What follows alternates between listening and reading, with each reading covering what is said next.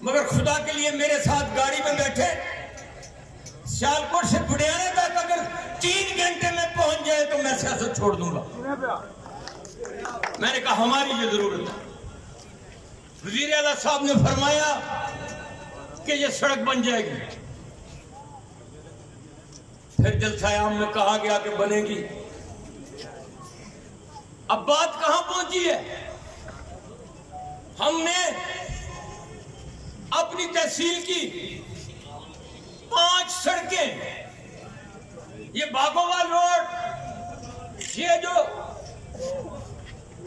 खुई stop से आगे वो रोड और ये शहजादा रोड, 5 बड़ी सड़कें मैंने यहां पर डिस्ट्रिक्ट बोर्ड बजट से मंजूर कराई और 1 अरब 40 करोड़ का बजट था इसका।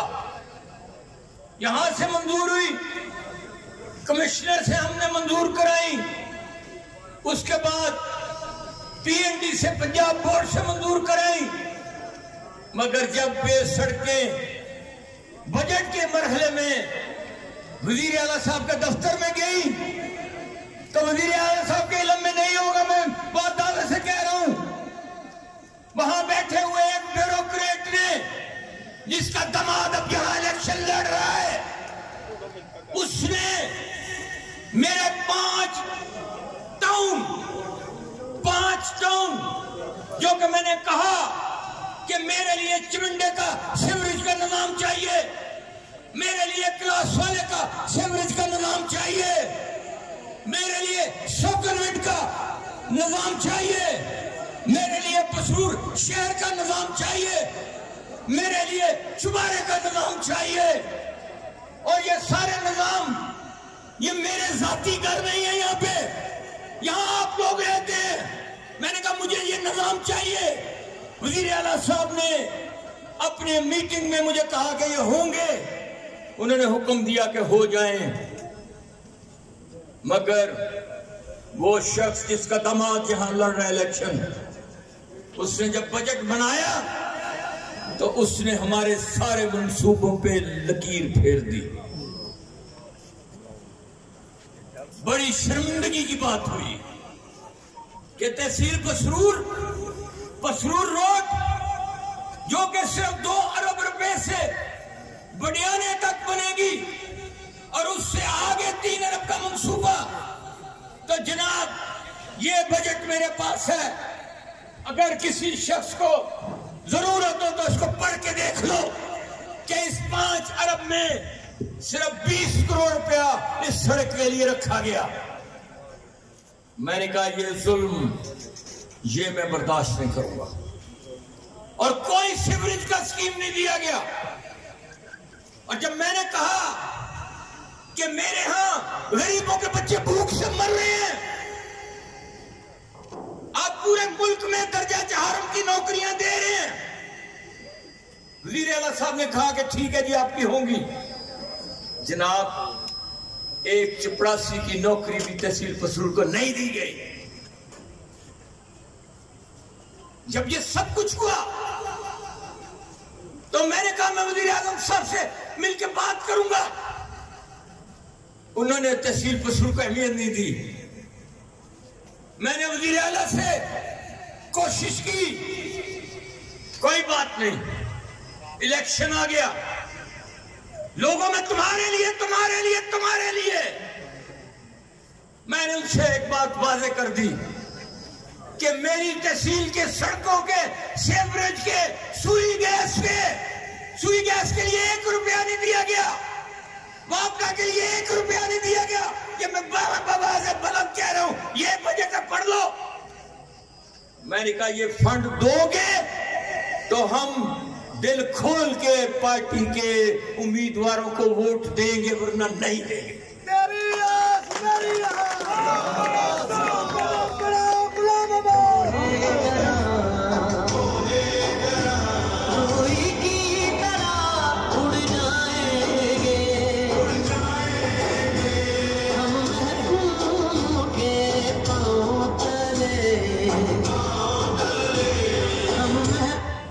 जब मैंने ये कहा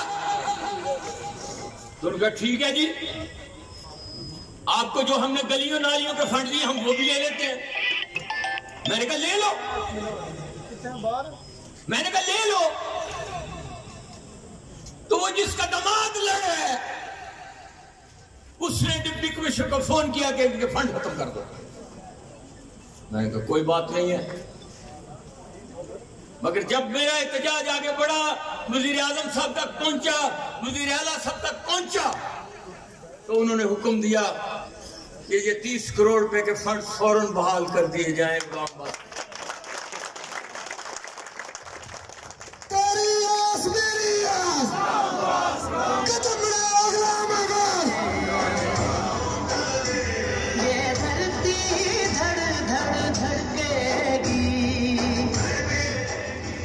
और अभी मैं मशकूर हूं,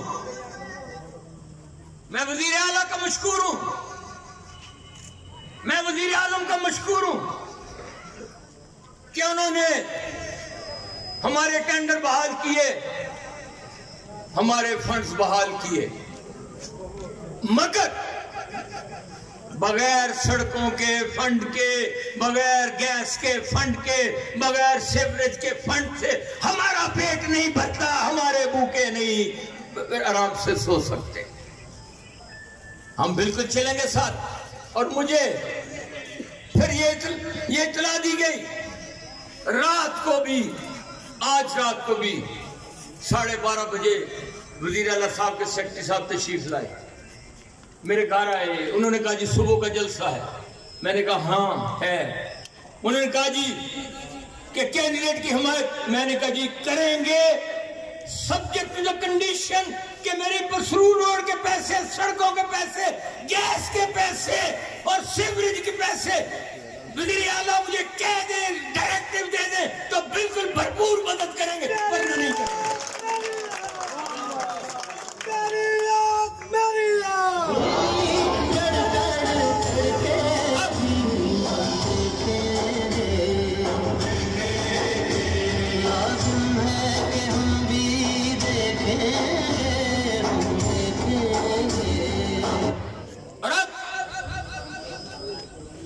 मुझे उम्मीद है इंशाअल्लाह इस हफ्ते में हमारा ये मसला हल होगा, क्योंकि मुझे इसका पैगाम पहुंच चुका है। मगर मैं आपसे, आप मेरे वर्किंग कमेटी के लोग हैं, वो लोग हैं, घर के लोग बैठे हुए, घर के लोग बैठे हुए हो, मुझे ये बताओ कि मेरा मुतालबा दुरुस्त है कि गलत है? दुरुस्त है। ऐसे नहीं, अगर मेरा मुतालबा दुरुस्त है तो खड़े होके कहो कि दुरुस्त मुतालबा है। बहुत शुक्रिया, आपकी मोहब्बतों का शुक्रिया।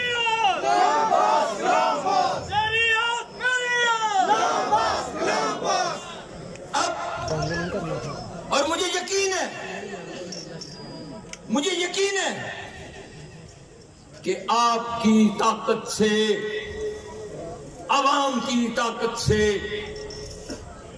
हर मसला खुदा के फजल से हल होता है।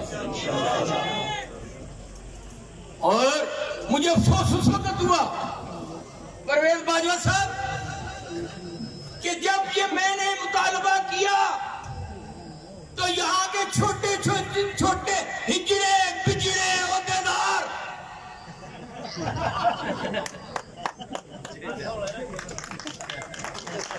जो मामे बने हुए हैं यहाँ तहसील के, उन्होंने बड़े शादियां ने बजाय ओ गुलाम बस गया, पैसे लब गए, कमिश्ना खावेंगे, अपने ठेकेदारों को दावांगे तो रच जाएंगे। मैंने कहा पहले भी 30 साल तो उन्होंने मुस्लिम लीग में बैठ के बहुत खाया, बहुत, मगर नीयत ना रजे तो बंदा नहीं रजदा। मगर मैं आप सबका शुक्रगुजार हूं, सबका शुक्रगुजार क्या आप तशरीफ लाए। अब बात दूसरी तरफ मैं कर रहा हूं। बात यह है कि मुझे इमरान खान साहब की खारिजा पॉलिसी मुझे बहुत अच्छी लगी।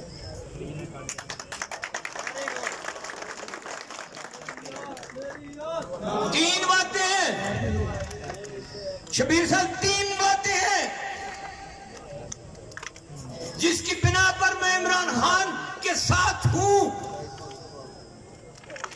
और वो रहेगी तो हम रहेंगे। एक बात कि उन्होंने कहा कि हम करप्शन खत्म करेंगे। मैंने खान साहब से भी कहा कि मैंने 1993 में यहां पर एंटी करप्शन की वजारत बनाई थी, ये मेरा ख्वाब है, ये खत्म होनी चाहिए, क्योंकि ये गरीब से नहीं होती। दूसरी बात उन्होंने कही कि एक पाकिस्तान बनाऊंगा। मैंने कहा ये बात तो जुल्फकार अली भुट्टो शहीद ने भी की थी, ये भी हमें कबूल है कि एक पाकिस्तान बने, अच्छी बात है। तीसरी बात जो अब हुई है पाकिस्तान की तारीख में, बहुत अरसे बाद अमेरिकी साम्राज्य को धक्के दे के इस खित्ते से निकाला जा रहा है।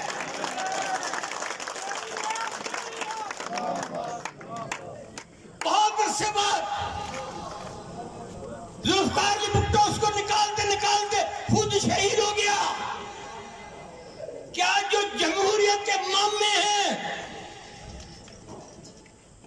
वो भी उस वक्त उस लड़ाई में अमेरिका के साथी थे। मुझे खुशी हुई है कि इमरान खान ने कहा कि ज़ियाउल्हक की जंग गलत जंग थी। मुझे खुशी हुई है कि इमरान खान ने कहा कि जनरल मुशर्रफ की जंग गलत जंग थी। मैंने कहा शुक्र है खुदा का, ये वो बात जो गुलाम अब्बास 30 साल पहले कर रहा था और उसे गद्दार कहते थे, सिक्योरिटी रिस्क कहते थे, किलों में बंद करते थे, कोड़े लगाते थे, जेलों में भेजते थे। आज मेरे मुल्क का वजीर आजम भी वो बात कर रहा है, आज आर्मी चीफ भी वो बात कर रहा है।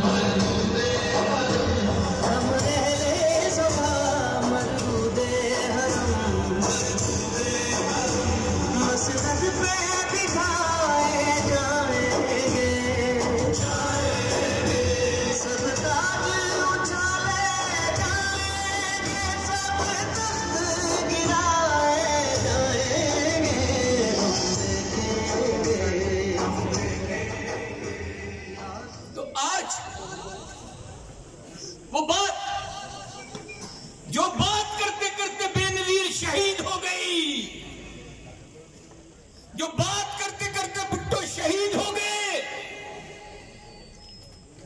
जो बात करते करते लाखों सियासी कारकुन जेलों और किलों में गए, फांसियों पर पहुंचे, वो बात आज इमरान खान कर रहे हैं। वो बात आज पाकिस्तान की फौज के सरबराह कमर जावेद बाजवा भी कर रहे हैं। ये बहुत बड़ी करवट है, ये बहुत बड़ी तब्दीली है, ये बड़ी तब्दीली है। किस खित्ते से अमेरिका जा रहा है? और जब अमेरिका को अड्डे दे रहा था जनरल मुशर्रफ, तो मैंने जलसा किया, मैंने कहा गलत कर रहे हो कि धरती माँ का अमेरिका के हवाले कर रहे हो और मुसलमान मुल्क पे कब्जा हो रहे हैं। तो गुलाम अब्बास को जेल में बंद कर दिया गया, नजर बंद कर दिया गया कि तुम बकवास कर रहे हो। आज देखो कौन बकवास कर रहा था और कौन ठीक कह रहा था। क्या बात, आज ये बात सामने आई है और मैं ये समझता हूं कि वो सियासी लीडर, वो सियासी कारकुन जो 25 साल 30 साल आगे देखने की ताकत नहीं रखता उसे सियासत नहीं करनी चाहिए। ये जहलों मखड्डों गुंडों का खेल नहीं है, ये पढ़े लिखे लोगों का, दानश्वरों का खेल है कि मुल्क आगे जाए, मुल्क आगे जाए, मुल्क आगे जाए।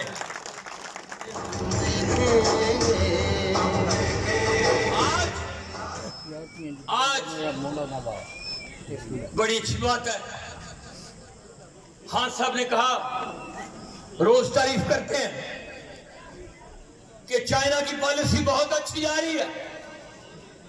मैं भी कहता हूं बहुत अच्छी जा रही है, मगर खान साहब चाइना की पॉलिसी अच्छी, उसकी माशी पॉलिसियां हैं। वहां पर प्राइवेट सरमायादारों की सनतें नहीं है, रियासत की अपनी फैक्ट्रियां हैं जो रोजगार दे रही हैं। और हमारे यहां प्राइवेट सरमायादार इस धरती को लूट रहे हैं। पूरा चले ना, आधा तीतर आधा बटेर नहीं चलेगा।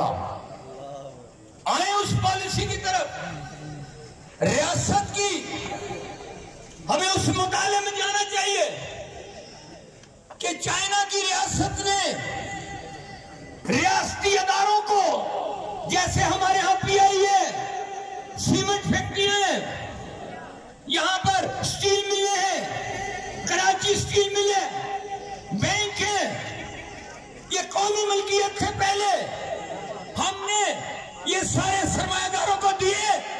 उससे सरमायादार तकड़ा हुआ गरीब मर गया। चाइना इसलिए आगे चला गया कि उसने ये अदारे मजबूत किए, रियासत के अदारे मजबूत किए।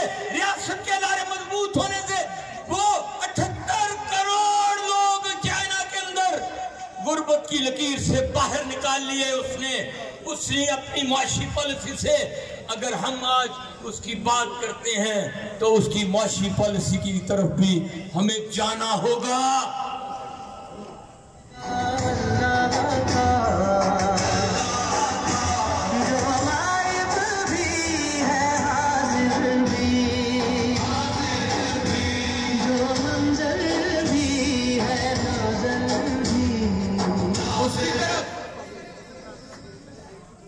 क्यों मैं हर जलसे में ये बात कहता हूं और मैं आज फिर कह रहा हूं। हाँ, सब कहते हैं हम एक पाकिस्तान बनाएंगे। मैं कहता हूं आमीन, बिल्कुल ठीक बात है, ठीक कह रहे हो खान। एक पाकिस्तान बनाओ, हम तुम्हारे लिए कट मरेंगे। मगर एक पाकिस्तान, जनाब अली आप ओहदेदार हैं पार्टी के, ये बताएं कि 50 लाख एकड़ का मालिक बलोच सरदार, 40 लाख एकड़ का मालिक सरदार बलोच, 20 लाख एकड़ के मालिक, 10 लाख एकड़ के मालिक जतोई, 5 लाख एकड़ का मालिक जुल्फकार खोसा, और ये लाखों एकड़ के मालिक वो जागीरदार जो अंग्रेज की अता करता जागीरों के मालिक हैं। अगर वो भी कायम रहे और उनके नीचे कीड़ों की तरह जो इंसान रह रहे हैं, तो खान साहब एक पाकिस्तान नहीं बनेगा। एक पाकिस्तान बनाने के लिए यहां पर सरदारी और जागीरदारी निजाम को तोड़ोगे तो गरीब को रोटी मिलेगी, वरना नहीं मिलेगी, वरना एक पाकिस्तान नहीं बनेगा। तो हम आपके साथ हैं, बने एक पाकिस्तान, बिल्कुल साथ है, बनना चाहिए, क्योंकि पाकिस्तान का आईन भी यही कहता है। यहां का सरमायादारी निजाम आज जो भूख है, जो नंग है, जो अफलास है, जो गुर्बत है, मुझे ये बताओ, ये मुल्क 70 साल से बना है, 70 साल से हर हुक्मरान पाकिस्तान के आइन की बात करता है, कहता पाकिस्तान के आइन पे हल्फ उठाते हैं कि आइन के बाहर कुछ नहीं होगा। हम भी कहते हैं पाकिस्तान के आइन पे चलो, आइन पे ये आइन, ये आइन, ये आइन। वजीर आजम भी आइन की बात करता है, वजीर आला भी, MNA भी, MP भी, आर्मी चीफ भी। जब उस आइन की बात करते हो तो उस आइन की 1 से लेकर 40 सिक्के पहली, या पढ़े लिखे बच्चे आइन लेकर पढ़ो, आइन की पहली 40 सिक्के वो कहती हैं कि गरीब को उसका हक दो। अभी मैं तुम्हें पाकिस्तान के आइन से ये पढ़ के सुना रहा हूं कि पाकिस्तान के आइन में 3री शिक जो है उसमें लिखा है कि ममलकत इस्तेसाल यानी कि जबर की, लूटमार की तमाम इकसाम का खात्मा करेगी पाकिस्तान की आइन में लिखा है। और इस बुनियादी असूल की तदरीजी तकमील को यकीनी बनाएगी कि हर किसी से उसकी अहलियत के मुताबिक काम लिया जाए और उसके काम के मुताबिक उसको मुआवजा दिया जाए। ये पाकिस्तान के आइन में लिखा है, ये मैं आइन से निकाल के लाया हूं।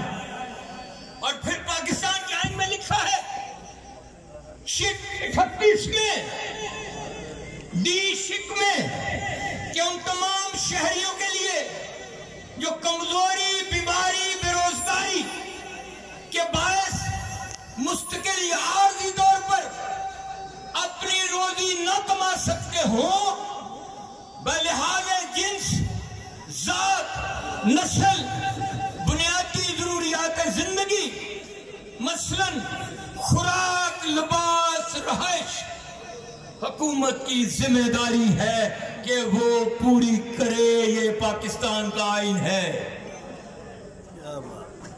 ये पाकिस्तान का आइन है।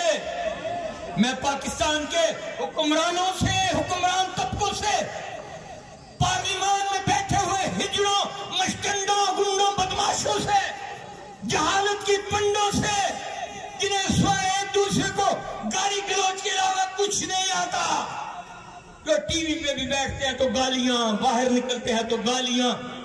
पाकिस्तान के आइन को इतना ना पढ़ो कि हमारा इस्तेकाक कि हमें हमारी तनख्वाह डबल कर दो, हमारा इस्तेकाक कि हमें रेलवे और PIA के किराए मुफ्त दे दो, हमारा इस्तेकाक कि हमें पेट्रोल मुफ्त दे दो, हमारा इस्तेकाक कि हमें बीमारी का इलाज अमेरिका में भी मुफ्त करा दो।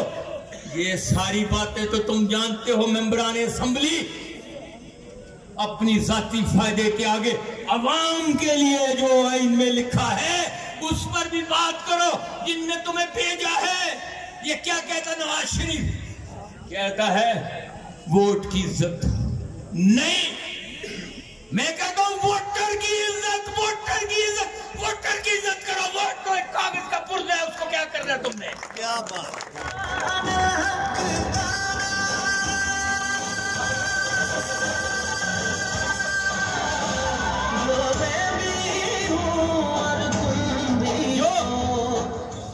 जो तुम कहते हो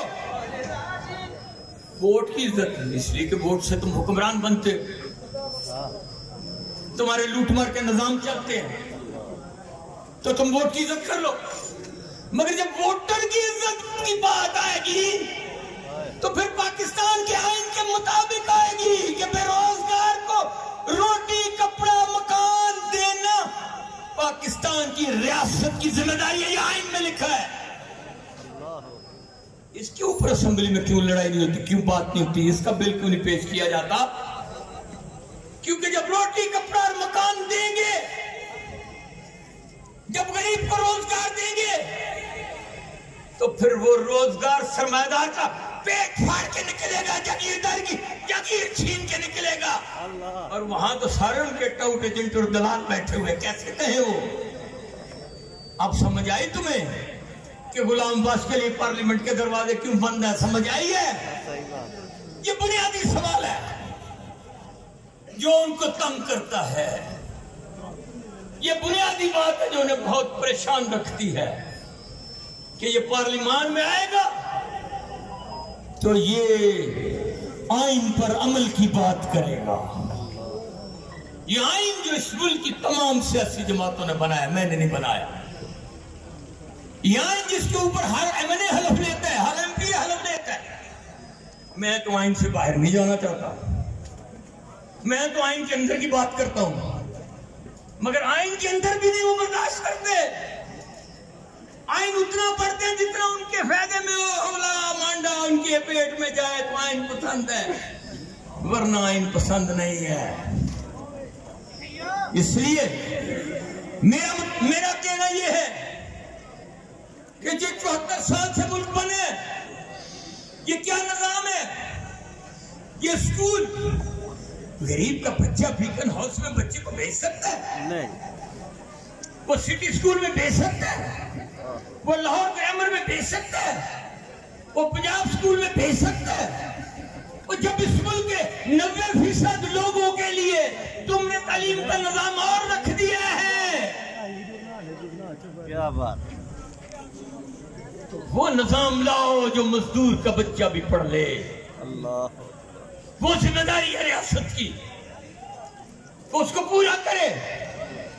कहते जी वो पढ़ गया बच्चा, हाँ, पढ़ जाएगा। जब मेरे बच्चे को टाट वाला स्कूल भी नहीं मिलेगा तो वो कैसे पढ़ेगा, वो कैसे सीएसएस करेगा? और अगर वो कर जाए, अभी देखें 4 दिन पहले नवाज शरीफ के कपड़ू का बयान आया था उनका, वो एक गोंगलू उसने रखा हुआ है वहां पे कि जी आइंदा वजीर आला होगा। और मुझे ये बताओ कि मेरे बच्चे 4 एमए करके 2 एमए करके, ये यहाँ रजवान खड़ा है 2 एमए किए हुए, नौकरी ढूंढ रहे हैं पीएन की।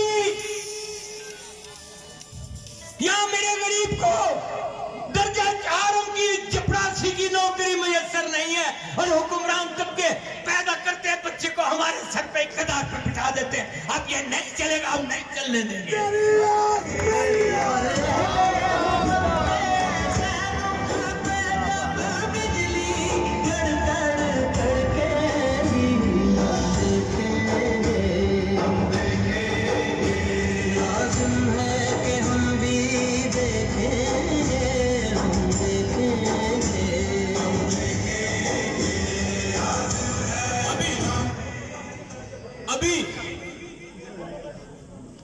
कोरोना का बहुत चर्चा है,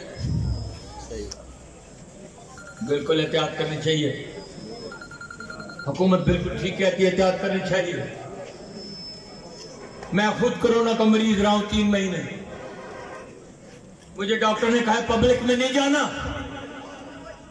मगर जो जुल्म हुआ है तहसील के साथ, मैंने कहा ये बर्दाश्त नहीं करूंगा, मैं जाऊंगा एहतजाजी जलसा करूंगा, कहूंगा कि ये मेरा मसला हल करो। मैं आया हूं, मगर बात सुनो कि पूरी दुनिया में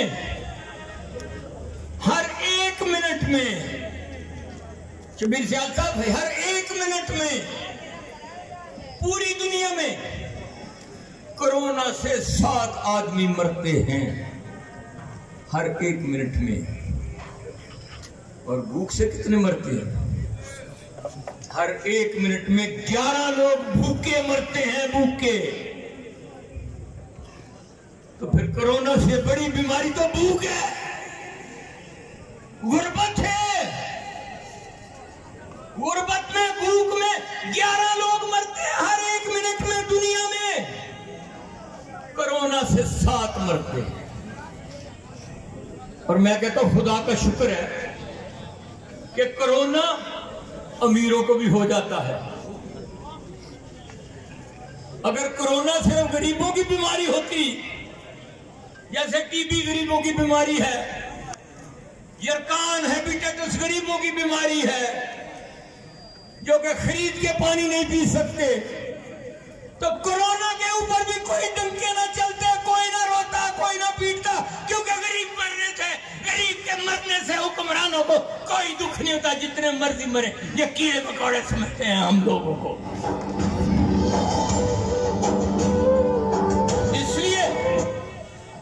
इसलिए आज जनाब वाला ये सारी बातें, ये सारे डाक प्रोग्राम ये डंग टपाऊ प्रोग्राम हुकूमतें ये कितनी देर चलेंगी? अमेरिका में बुश आया,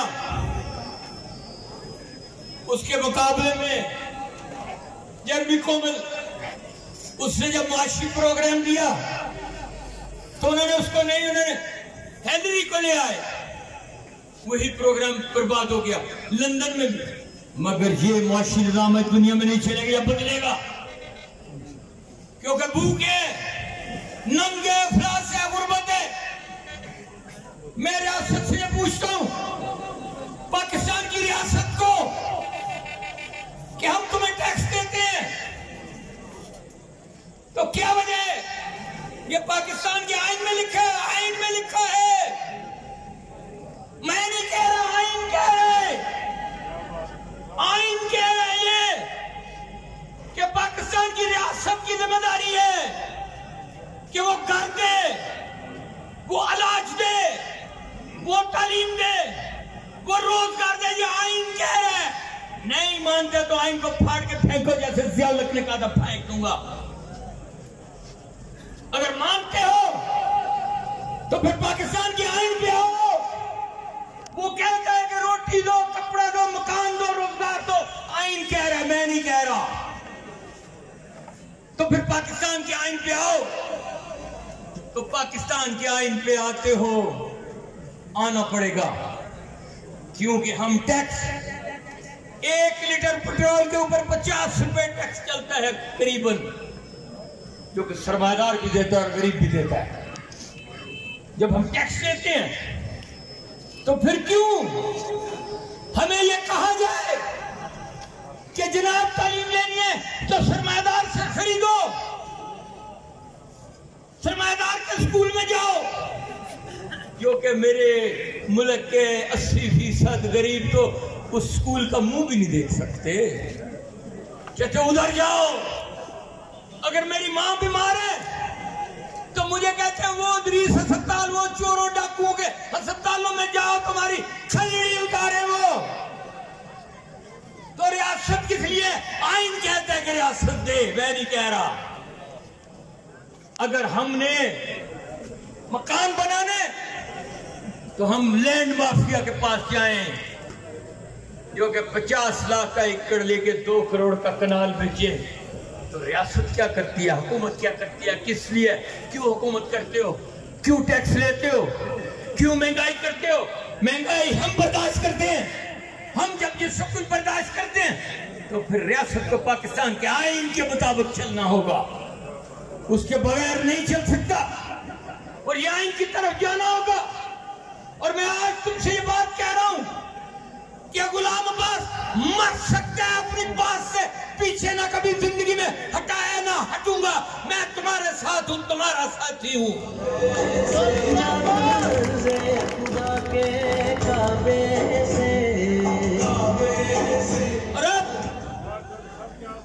और अब आपसे बात कर रहा हूं, मुझे यकीन है